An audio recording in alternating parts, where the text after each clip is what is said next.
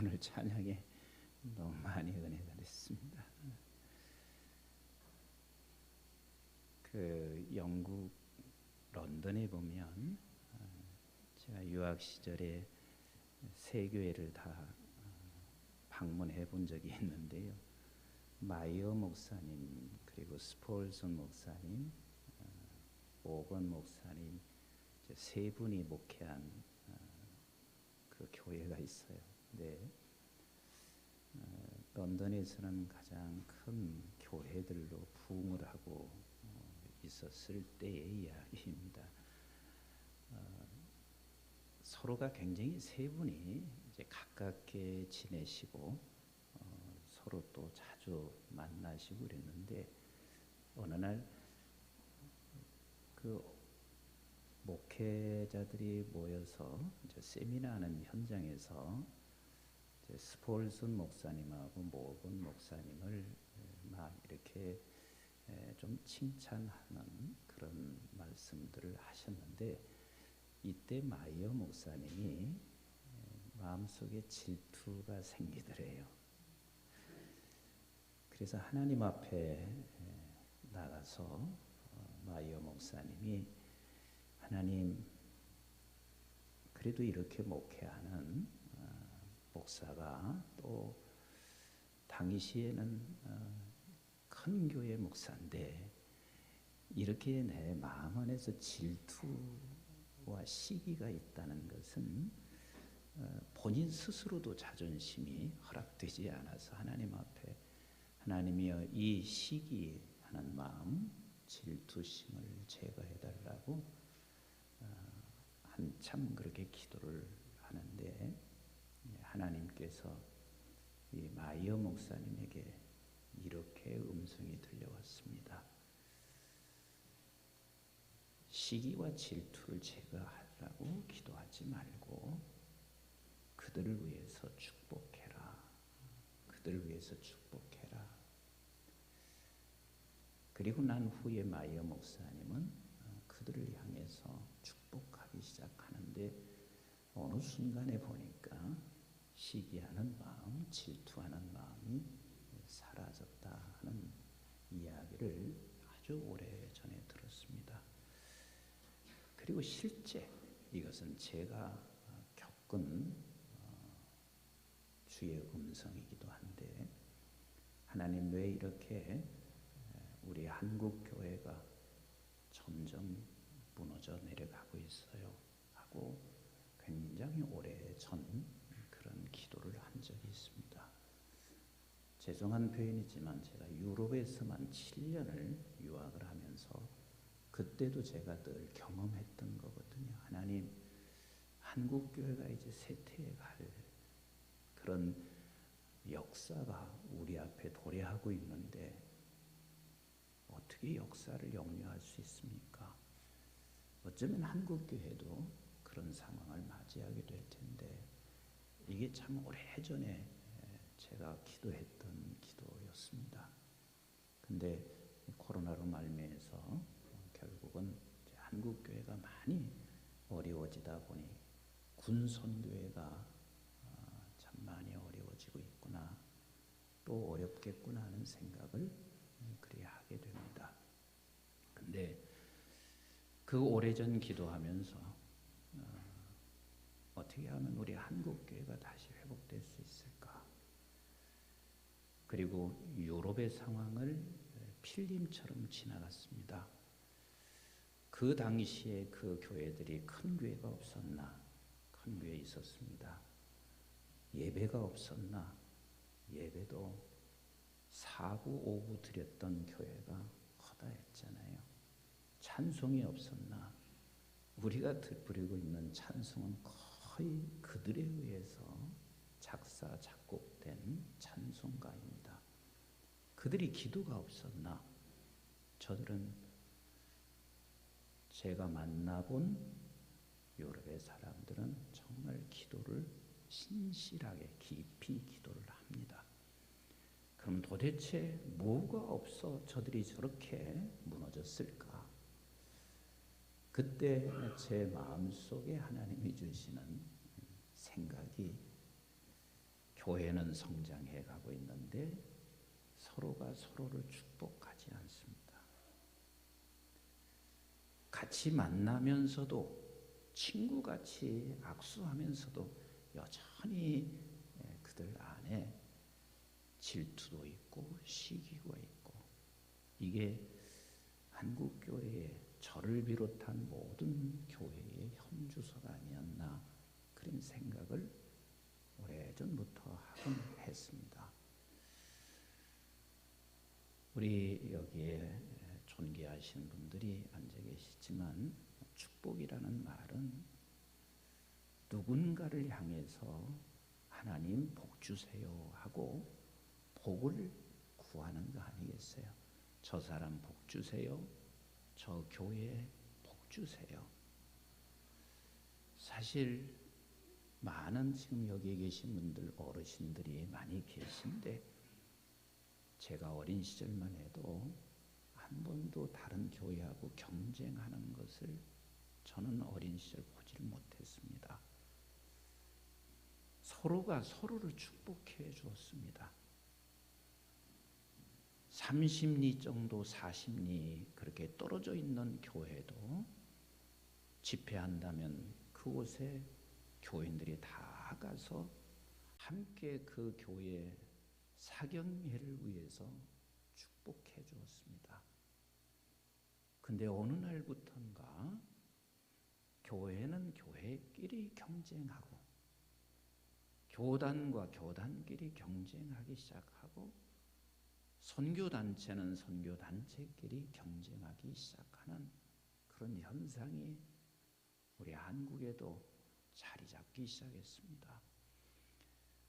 민수기서 6장 22절로 27절에 하나님께서 모세를 불렀습니다.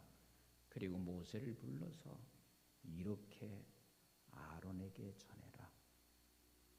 그 아론에게 전하는 말이 너희들은 이렇게 축복해라. 그래서 4가지를 말씀하고 있습니다. 하나님 복 주세요. 왜 모세에게 직접 그 일을 하라고 하지 아니하고 아론을 불러서 하나님께서 그렇게 말씀하셨을까? 아론은 제사장입니다. 오늘날 예수를 믿고 있는 모든 사람들은 베드로전서 2장 9절에 있는 말씀과 같이 우리는 왕같은 제사장입니다. 왕같은 제사장들이 해야 할 일은 너희들 이렇게 축복해라. 이렇게 축복해라. 그 이렇게 축복하는 게 하나님 복 주세요. 복 주세요. 시편 16편 2절에 하나님께서 다윗을 통해서 하시는 말씀이 나는 여호와 외에 다른 복이 없습니다. 이렇게 고백하게 해요. 이 말은 복 주세요 하는 것은 하나님으로 끝없이 충만해지기를 원하고 하나님만이 이 세상의 유일한 복인데 이 어마어마한 축복을 하나님께서 명령하고 있건만 어쩌다 한국교회 나를 비롯해서 대다수 교회들은 이 명령을 놓치고 있습니다. 물론 이렇게는 하지요. 마이어 목사님처럼 하나님 나 시기하면 안 되는데요. 질투하면 안 되는데요. 이렇게 하면서 내 스스로가 때로는 가슴을 칠 때도 많이 있지만 하나님은 말씀하시기를 축복해라. 축복해라. 축복해라. 사실 우리 군선교연합회 이사장님 많이 어려움을 겪으셨습니다. 근데 여기 안 계셔서 제가 그냥 편하게 말씀드리는데요. 사실 저는 그 어려움을 겪으실 때 내가 할 수 있는 건 딴 게 아니었습니다. 그냥 축복하는 일이었습니다. 그게 쉽지 않습니다. 한국교회에서 가장 부흥하고 힘이 있어지면 조금 어려움을 당하면 조금 어려움 당하는 게 괜찮아 이렇게 생각을 할 수도 있습니다. 그러면 나라고 그런 생각을 안 하겠나? 저도 얼마든지 할 수 있는데 이것을 극복하고 이겨내는 것은 축복이거든요. 어려움을 만나면, 큰 교회들이 어려움을 만나면 서로 축복해 주는 것이 그게 내가 사는 길이고 한국교회가 사는 길인데 사람들은 이것을 많이 놓칠 때가 참 많습니다. 우리는 끝없이 하나님께서 축복해라, 이렇게 축복해라, 복 주세요, 지켜주세요, 은혜 베풀어 주세요, 평강 주세요, 이렇게 축복해라 말씀하시고 계십니다. 오늘 야곱은 멋진 축복을 합니다. 저는 창세기 47장 7절로 10절 말씀을 어느 순간 묵상하다가 제 자신의 목표로 삼았습니다. 하나님, 야곱이 이렇게 축복하듯이 내 인생 여정에 나도 점점 세월이 흘러 이제 어느 나이가 되었을 때 야곱과 같이 축복하는 목사가 되게 해주세요. 이게 목표가 되어졌습니다. 사실 오늘 야곱이 누구를 축복하고 있냐면 바로를 축복하지요. 한번 생각해 보세요. 당시의 바로는 신입니다. 그에게 축복한다는 것은 어찌 보면 야곱은 너무 무례한 일을 하는 것입니다. 어쩌면 죽을 수도 있습니다. 당신의 힘에 의해서 그 바로 앞에 선 것도 아니고 당신의 아들 요셉의 힘에 의해서 그는 바로 앞에 섰습니다. 바로 앞에서 축복한다는 것은 이거 아니겠어요? 하나님, 이 바로에게 복 주세요 하는 건데 이미 바로는 신이고 내가 모든 사람을 복을 주는 자인데 축복한다는 것은 상상할 수 없는 일이에요. 그런데 바로에게 축복하고 있습니다. 그러니까 바로가 너무 기가 막혔습니다. 아마 요셉만 아니었으면 야곱은 절단났을 것 같습니다. 그런데 요셉을 생각해서 이렇게 물은 것 같습니다. 네 나이가 몇 살이냐 하고 물은 것 같습니다. 사실은 바로가 나이를 물은 걸까요? 아니죠. 우리가 보통 젊은 사람들이 어르신들을 향해서 예의 없이 굴을 때 네 나이 몇 살이야? 하고 묻습니다. 지금 창세기 47장 8절에 묻는 말은 바로 그 뜻이에요. 감히 네가 누군데 나에게 축복을 하고 있냐? 라는 것을 지금 묻고 있어요. 그러니까 야곱이 이렇게 말을 합니다. 참 멋있는 고백입니다. 내가 험악한 세월을 지나온 지가 130년입니다. 그런데 우리의 조상만 미치지 못합니다. 당신의 나이가 130살을 바로에게 말을 하고 싶은 것이 아니라 내 130년간의 세월을 내가 뒤돌아보니 그는 우리 조상 때부터 내려왔던 그 하나님으로 야곱은 가득 채워졌습니다. 130년 험악한 세월을 살아와서 보니 내가 산 것이 아니라 우리 하나님이 나를 130년 동안 이끌어왔고 그 하나님은 지금 나만 이끌어오신 것이 아니라 우리의 조상들로부터 이끌어오신 그 하나님, 그 하나님으로 가득 채워졌습니다. 근데 맞아요. 여기에 계신 분들이 다 아시지만 야곱만큼 욕심 많은 사람은 없습니다.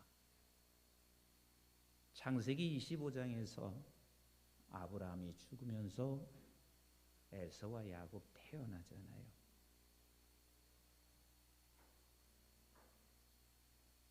그리고 27장에 이 자기가 축복을 받기 위해서 아버지를 다 속이면서 그렇게 26장 축복을 탈취하잖아요. 그렇게 욕심 많은 야곱. 그리고 27장에서 야곱은 어쩔 수 없이 그 어린 나이에 거의 한 500km 정도 되는 라반의 집을 향해서 한 번도 가보지 않은 라반의 집을 향해서 가고 있을 때 얼마나 그가 힘들었을까. 그때 하나님께서 야곱에게 찾아와서 28장은 베델에서 하나님이 찾아와 만나 주시죠. 그리고 라반의 집에 도착하여 29장 30장 아무것도 없는 빈손을 가지고 있었던 그가 거부가 됐습니다. 가정이 생겼습니다. 많은 자녀를 얻었습니다. 그리고 결국은 그곳에서도 함께할 수 없어서 31장은 야곱이 라반의 집에서 탈출합니다. 에서를 만나야 되는데 면목이 없어요. 그리고 모든 재산과 그리고 자녀들을 아내까지 먼저 에서를 만나기 위해서 보낸 후에 야복강가에 서 있을 때 하나님이 또 찾아오십니다. 사람들이 생각할 때는 야곱이 하나님과 씨름해서 하나님을 찾은 줄 알지만 아니거든요. 하나님께서 야곱에게 찾아오셨고 찾아온 그 하나님을 붙잡고 씨름합니다. 하나님께서 그에게 응답하시고 그의 이름을 이스라엘로 바꾸어 주십니다.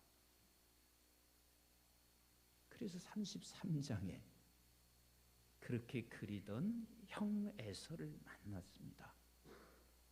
그러면 이제는 행복해야 되잖아요. 근데 행복하지 않습니다. 34장에 가서 그 행복은 얼마 지나지 않은 후 당신 딸 하나밖에 없는 디나가 강간을 당하게 되고 강간을 당하고 나니 견딜 수 없는 그 형제들이 결국은 할례라는 명분을 가지고 저들을 죽이고 쫓겨납니다. 35장에 가서 야곱은 하나님께서 많은 복을 주셨다라고 말씀하시는데 복을 받자마자 야곱의 인생에 있어서 아버지와 당신의 아내 라헬은 너무 소중한 존재잖아요. 그런데 아버지가 죽습니다. 그리고 당신 아내가 죽습니다. 무슨 생각을 했을까요? 내가 사랑하는 아버지, 내가 사랑하는 아내, 내 곁을 떠납니다. 아, 이게 인생이구나. 이렇게 인생은 가는구나. 그런 생각 안 한 사람이 있을까요? 그리고 36장에 가서 에서가 이런저런 자녀의 복을 받는 것을 말씀하시고 그리고 37장에 가서는 요셉이 죽었습니다. 물론 요셉은 죽은 건 아니지만 야곱의 입장에서는 요셉이 죽었습니다. 이런 질곡의 세월들을 계속해서 야곱은 살아갑니다. 그래서 그 사랑하는 요셉이 죽었는데 그 다음 야곱이 사랑했던 아들은 유다였습니다. 근데 그 유다가 다말과 당신의 며느리와 수치스러운 것을 당하게 됩니다. 이게 험난한 130년의 세월입니다. 그러다가 41장에 먹을 것을 구하기 위해서 애굽을 갔다가 요셉은 총리가 됐고 그리고 요셉을 만나게 되면서 45장에 와서는 야곱에게 요셉이 살아있다는 소식을 듣습니다. 그런데 안 가요. 당장 가야 할 일을 안 가요. 왜 안 간 줄 아세요? 성경은 이렇게 기록하고 있습니다. 하나님께 묻습니다. 아버지께서 가라 하면 가고 가서 보니 요셉은 살았습니다. 야곱은 요셉을 얻은 게 아니라 야곱은 하나님으로 그 순간 가득 채워졌습니다. 한국은 절망의 나라였습니다. 한국은 아무것도 없는 나라였습니다. 오늘 이 세계 속에 한국은 여기까지 우뚝 섰습니다. 그러면 교회들은 어떻게 생각해야 되냐면, 얻은 것을 생각하고 얻은 것을 감사하는 게 아니라 얻은 것을 통해서 하나님이 얻어져야 되고 하나님으로 충만해져야 되고, 사실 우리 어린 시절에 교회 개척할 때 그 교회는 다 가만히 떼기 위해서 하나님 앞에 예배드렸습니다. 근데 지금은 교회들은 굉장히 훌륭해졌습니다. 그럼 그렇게 훌륭해진 교회들은 얻어야 할 게 뭐냐면 하나님으로 충만해져서 우리가 끝없이 축복해 나갈 때 하나님이 얼마나 기뻐하실까. 군선교 연합회가 50년이 됐습니다. 50년의 세월이 적은 세월이 아닙니다. 조그만하게 시작한 군선교회가 오늘 여기까지 왔으면 나는 이렇게 우리 군선교회가 갔으면 좋겠습니다. 선교회니까 우리는 늘 교회 없이는 못 살아가 아니라 하나님 없이는 못 삽니다. 50년 동안 하나님께서 인도하신 하나님의 그 역사를 바라보며 하나님으로 충만해져서 이 군선교회가 도리어 한국교회를 축복하고, 그리고 한국의 군선교사와 순교회를 축복하며 온 지구촌을 축복할 수 있는 그런 군선교회가 이제는 될 충분한 나이가 됐다. 그리고 야곱은 그 말을 끝나고 10절에 바로에게 축복하고 나왔다 그랬습니다. 참 멋있지 않아요? 바로에게 축복하고 나왔다. 지금 바이든 대통령 만나는 거 쉽지 않잖아요. 이번도 정상이 가서 제일 이주로 다루고 있는 게 시진핑 만나나 바이든 만나나. 그만큼 우리나라 정상조차도 쉽게 만날 수 없는, 근데 바로는 바이든 대통령보다 훨씬 더 만나기 어려운 자입니다. 그러면 우리 같으면 이렇게 할 거예요. 아, 이번 만나는 기회에 내가 평생 살아갈 수 있는 무엇을 좀 요구할 수는 없을까? 어쩌다 이렇게 한국교회가 나약해졌는지 모르겠어요. 이번 윤석열 대통령 만나면 우리 기독교가 뭘 얻을 수는 없을까? 어쩌다 이렇게 약해졌는지 모르겠어요. 130년의 기독교 역사 속에서 하나님께서 이런 어마어마한 복을 주셨는데, 그러면 그 복에서 우리가 깨달아야 할 것은 하나님으로 충만해져야 되거든요. 하나님이 하셨고 하나님이 이끌어 오셨고 이 험난한 세월 동안 하나님이 여기까지 인도하셨으니 윤석열 대통령을 만나든 누구를 만나든 우리가 뭘 요구하기보다는 야곱처럼 멋있게 하나님 복 주세요. 하나님이 복 주지 않으면 아무것도 못할 사람입니다. 제 얘기해서 죄송해요. 우리 교회도 광진구에서는 가장 커요. 그러다 보니까 국회의원 선거하고 구청장 선거할 때 또 시장도 오시는 분들은 오세요. 광진구에는 여야가 거의 비슷해요. 항상 2,000표 정도 차이 나요. 우리 교회를 잡는 것은 그들의 당락이 걸려 있을 수 있어요. 오시면 항상 하시는 이야기가 목사님 필요한 게, 교회가 필요한 게 뭐가 없어요. 저희들이 최선을 다해서 돕겠습니다. 나는 박원순 시장도 운명을 저렇게 달리할 때 한편으로는 마음이 아팠어요. 우리 교회 찾아왔을 때 제가 그랬거든요. 그분도 그러셨어요. 목사님, 제가 도울 수 있는 거 없습니까? 그때 내가 박원순 시장을 부인 같이 찾아왔어요. 아니요, 당신이 시정을 운영해 나가시고 잘하시면 그게 우리를 돕는 것이니까 내가 꼭 기도해 드리고 싶습니다. 제 기도 받으시렵니까? 그래서 무릎을 꿇고 기도 받으셨어요.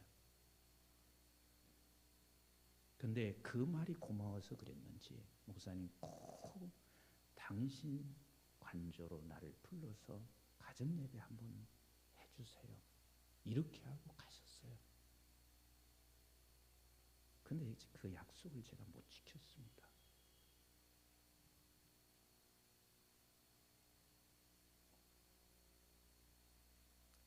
제가 왜 이 말씀을 드리냐면 너무 한국 교회가 너무 약해졌습니다.